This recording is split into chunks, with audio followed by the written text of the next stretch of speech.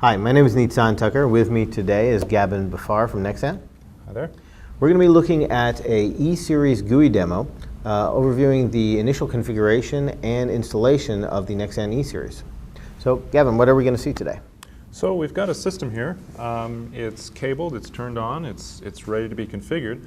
The first thing that we're going to do is go ahead and set up the interface, set up the management interface, and then from there we can connect to the user interface and we can provision storage and configure some of the other settings. Excellent. How does that happen?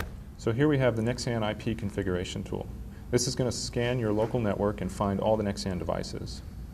This is going to allow us to select a particular device and modify its IP settings to whatever we need them to be.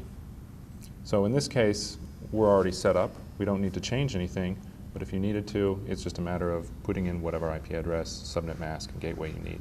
Excellent. So an initial customer would receive this, set up their IPs, and where would they go from here? Right. So they could connect using a web browser or something like that. I prefer the Nexsan Storage Manager. It's just a more consolidated, easy-to-use interface. So opening up the Nexsan Storage Manager, I've got my Nexsan E-Series system here.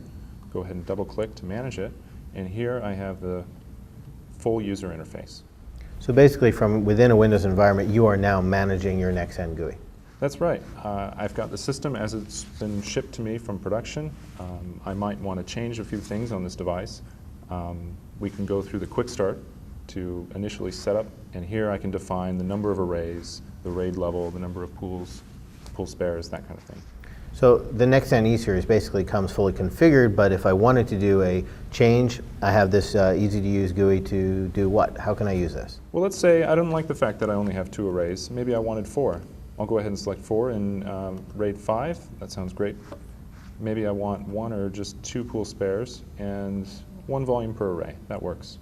So once I'm happy with these settings, it's just a matter of clicking Next. It'll give me a feedback of all of the things that it's going to do, and it's just a simple checkbox to confirm and a quick start. I'm getting this red page to let me know that this is a potentially dangerous command. Make sure that you don't want any of the data that's currently on the system. And it's done. So that was the quick start, and you've initialized the system from scratch with the predefined variables that were there. What if I want something different? How would I do that? So there's a number of buttons on the left-hand side here, and you can really get to anywhere in the web interface with just 2 clicks. A click on the left-hand side, and then there's a number of tabs across the top.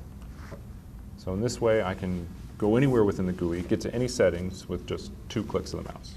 So Gavin, I noticed you clicked on Automate. Automate is Nexsan's power management system, allows different levels of power savings, parking heads, reducing disk speed, or actually making the system, the drives, or the whole system go to sleep. How is that actually configured? How does that work? So it's configured very simply through this web interface. You're basically selecting the number of minutes since the drive's been idle that this particular power level is going to kick in. So here I've selected 2 minutes for level 1. So as soon as the drives are no longer receiving commands, within 2 minutes they'll park their heads. And then they'll follow suit with the other levels of Automate. Now, I noticed there's a scheduler, but by default, is Automate enabled? So by default, Automate is turned off. If a user wants to enable it, they'd come to this page and they would set their Automate settings. Excellent. So how does the scheduler actually work? So we've got here the Automate schedule.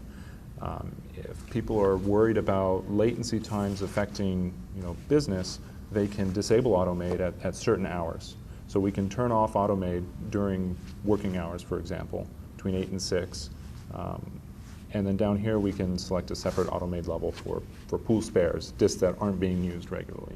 Excellent. So that gives a lot of management capabilities to decide when and where the different levels. So we're choosing what happens when, but also at the bottom I see that we have different arrays. So you can actually customize a different behavior for different RAID sets?